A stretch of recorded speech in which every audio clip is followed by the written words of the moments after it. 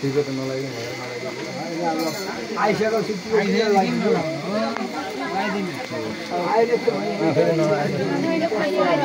यहाँ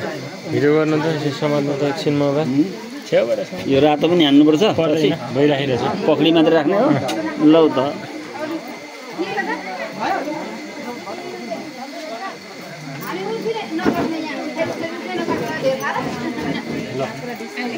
दाम्पत्य जीवन एकदम सुखमय बितोस् केही नहोस् एकदम मिलेर गरेर खानु झगडा नगर्नु राम्रो आशिष दिन है